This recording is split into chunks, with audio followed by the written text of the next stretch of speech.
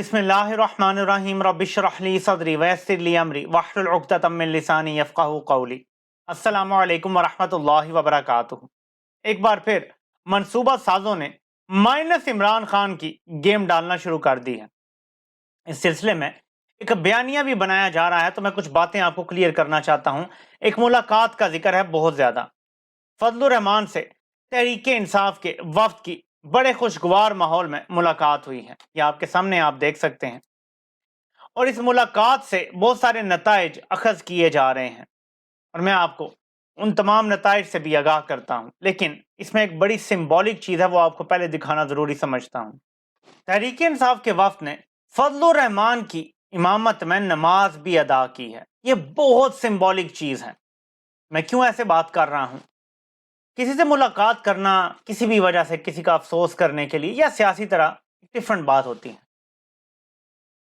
فضل الرحمان عمران خان کو یہودی ایجنٹ کہتے ہیں، اور ابھی سے ایک ہفتہ پہلے تک بھی ان کے بیانات موجود ہیں۔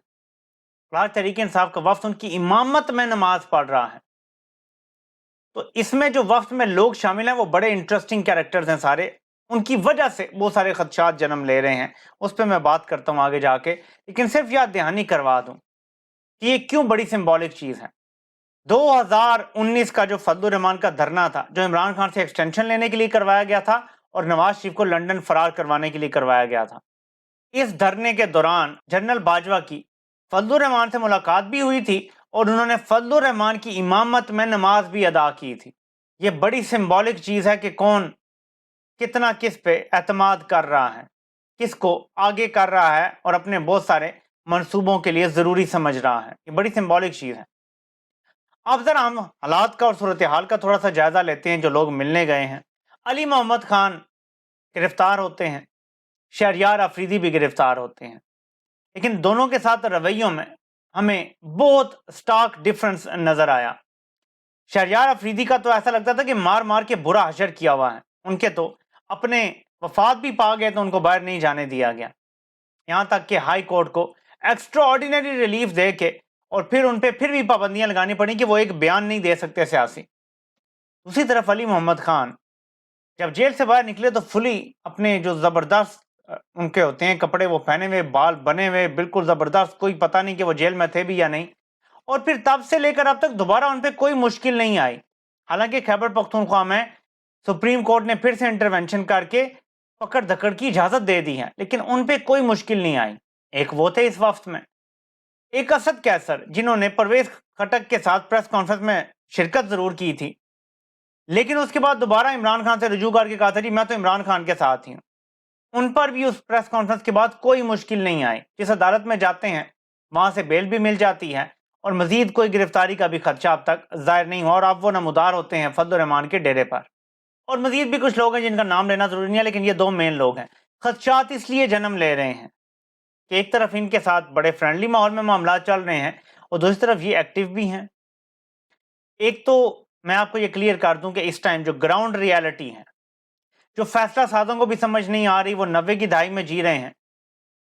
اس وقت عمران خان ہی سب کچھ ہے، مائنس عمران خان آپ سسٹم نہیں چلا سکتے۔ ان کو رپورٹیں بھی غلط دی جا رہی ہیں، اب جیسے سوشل میڈیا کے پیچھے پڑ گئے ہیں ہاتھ دھو کے۔ آپ کو پتہ ہے کہ کیا بڑے صاحب کو رپورٹیں دی جا رہی ہیں؟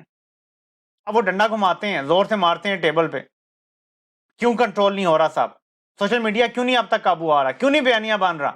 کیوں اب تک ہمارے تمام کرتوتوں کو بے نقاب کیا جا رہا ہے؟ آگے سے جواب پتہ ہے کیا آتا ہے، رپورٹیں کیا دی جاتی ہیں؟ بڑی پیڈ ٹیمیں ہیں، ہزاروں لوگ رکھے ہوئے ہیں، عمران خان نے بڑا زبردست منظم جو ہے وہ سسٹم بنایا ہوا ہے، اس وجہ سے سب کنٹرول نہیں ہو رہا۔ پھر بیچ میں سے ایک نکال کے لے دیکھیں جی خیبر پختونخوا حکومت نے اتنے کروڑ لگایا تھا، سوشل میڈیا ٹیم بنائی تھی، وہ کر رہی ہے سارا کچھ۔ کبھی کہتی ہیں جی وہاں پہ 42 ملین دیا تھا تو وہ ٹیم تھی، تو نہیں نہیں کہانی، یہ ساری جعلی رپورٹیں پیش کر کے بڑے صاحب کو خوش کرتے رہتے ہیں، تسلی دیتے رہتے ہیں۔ وہ پی کے مووی یاد آ جاتی ہیں، جس میں وہ ان کا جو پنڈت ہوتا ہے اس کو وہ دکھاتے ہیں کہ دیکھیں آپ کے خلاف اتنی گالیاں آ رہی ہیں، وہ کہتے ہیں یہ تھوڑی سی، وہ کہتا ہے نہیں یہ تو تعریف ہے، اصل تو گالیاں ان فائلوں میں ہیں۔ وہ یہ صرف تعریف والا پیپر دکھاتے ہیں، جو دو چار لوگ تعریف کر رہے ہوتے ہیں، گالیاں نہیں دکھا رہے، عوام کا اصل ریئیکشن نہیں دکھا رہے، رپورٹیں غلط دے رہے ہیں کہ یہ جی کو پیڈ ٹیمیں ہیں وہ کر رہی ہیں، گراؤنڈ ریالٹی نہیں پہنچا رہے۔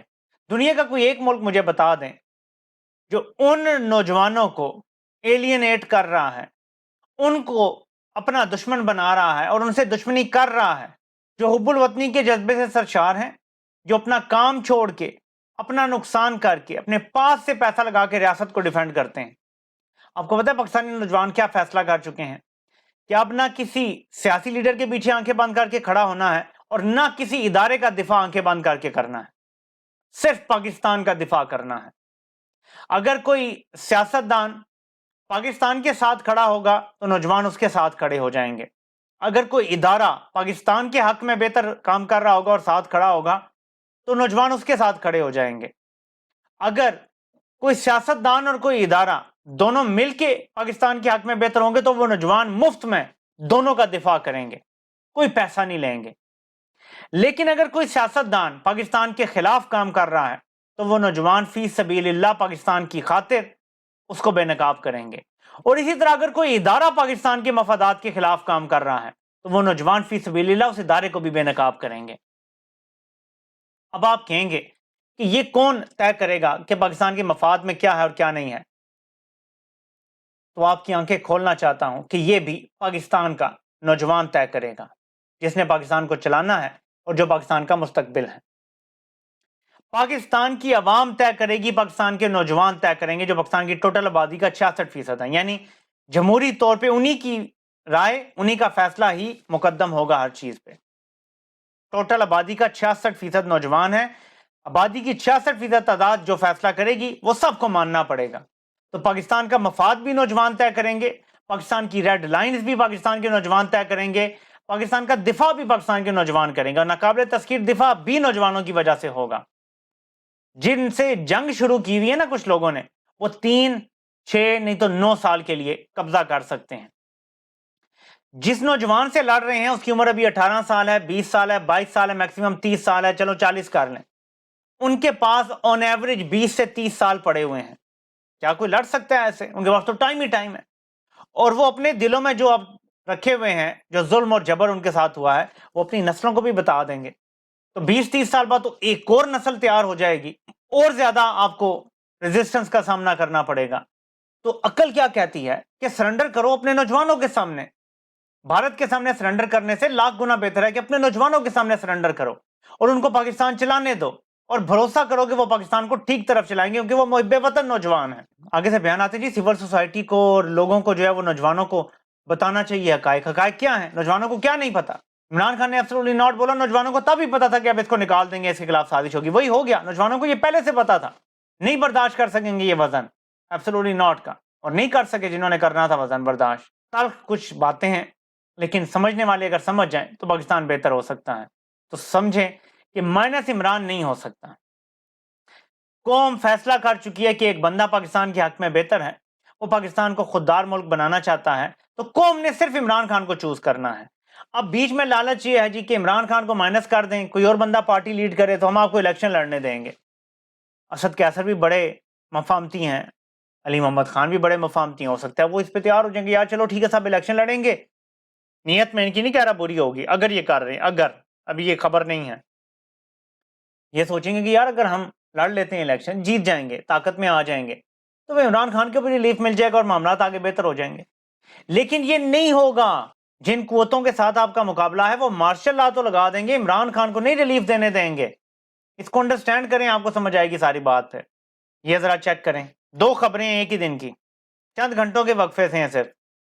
اسلام آباد ہائی کورٹ نے نواز شریف کی العزیزیہ اور ایون فیلڈ ریفرنس میں سزا کے خلاف اپیلیں بحال کر دی ہیں۔ دوسری طرف عمران خان کی جیل ٹرائل روکنے کی درخواست مسترد کر دی گئی ہے۔ چلیں اچھا ہو گیا، بہت زبردست۔ لیکن میں ایک چیز دکھانا چاہتا ہوں، یہ جو کہتے ہیں نا کہ سوشل میڈیا پیڈ ہے اور اداروں کے خلاف بیانیہ بن رہا ہے، یہ ایک مغربی خاتون ہے، میں نے ان کی جان کے نام اور تصویر ہائیڈ کر دی ہے۔ انہوں نے ایک سروے کیا ہے اور ابھی یہ جاری ہے سروے، آئی تھنک ابھی تک بھی مکمل نہیں ہوا۔ کیا آپ کس کی سائڈ پر ہیں؟ اور ظاہر ہے کہ ان کے فالوورز بھی زیادہ مغربی لوگ ہوں گے۔ فلسطین کو تقریباً 70% حمایت حاصل ہے مغرب میں، اور اسرائیل کو صرف 30%، 31% حمایت حاصل ہے۔ اگر بیانیے پیسے سے بن سکتے، اگر سوشل میڈیا کو پیسے سے خریدا جا سکتا، کیا سونیوں سے زیادہ پیسہ کسی کے پاس ہے دنیا میں؟ میرا بار بار یہ سوال ہے عقلمند لوگوں سے۔ کیا وہ سب کنٹرول نہ کر لیتے؟ جو بات اسرائیل کو سمجھ نہیں آ رہی وہ بات ہمارے بھی کچھ کرتا دھرتاؤں کو سمجھ نہیں آ رہی۔ یہ معاملات پیسوں سے نہیں بلکہ سچ اور جھوٹ کے درمیان، حق اور باطل کے درمیان تمیز سے کنیکٹڈ ہیں۔ نوجوانوں کو یہ سمجھ آ گیا ہے کہ حق پہ کون ہے اور باطل کون ہے، سچ کون بول رہا ہے، جھوٹ کون بول رہا ہے، کس نے ہمیں مطالعہ پاکستان تک غلط پڑھایا ہے اور کون ہمیں حقیقی تاریخ پڑھا کے جیل میں بیٹھا ہوا ہے۔ تو قوم فیصلہ کر چکی ہے۔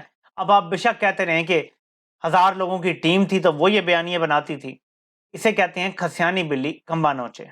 اس لیے جو عامر فاروق کو کنٹرول کر کے آپ عمران خان کو جیل میں رکھ کے سمجھتے ہیں آنکھوں جل پہاڑوں جل، یہ آپ کی بھول ہے۔ عمران خان اس دنیا سے جب چلا بھی جائے گا نا، اور سب نے جانا ہے، تب بھی عمران خان قوم کا ہیرو رہے گا۔ اور میں آج آپ کو لکھ کر دینے کے لیے تیار ہوں کہ مستقبل میں ایک ایسی محب وطن نسل تیار ہے جو انشاءاللہ ہر ادارے میں بھی جائے گی، ہر ادارے کو سنبھالے گی، کنٹرول اس کا۔ آج سے 20-30 سال بعد جو لوگ سب سے بڑے ادارے کے عہدے پر ہوں گے وہ لوگ ہوں گے جو آج اس ملک میں تبدیلی چاہتے ہیں۔ پھر اس ملک میں جو میزائل ہوں گے نا، وہ غوری اور ابدالی جو افغان ہیں ان کے نام پہ نہیں ہوں گے، یہ میزائل عمران خان کے نام پہ بنیں گے۔ اور یہ میں آج آپ کو لکھ کر دینے کے لیے تیار ہوں ان رائٹنگ۔ عمران خان نیازی کے نام کے پاکستان میں میزائل بنیں گے، اور شاید پہلا انٹر کانٹیننٹل میزائل جو پاکستان بنائے گا اس کا نام یہی ہوگا۔ تب تک اللہ میرے ملک کو قائم رکھے۔ آپ سے انشاءاللہ پھر ملاقات ہوتی ہے۔ اللہ پاک آپ سب کا حامی و ناصر ہو۔ آپ سب کے سننے کا بہت بہت شکریہ۔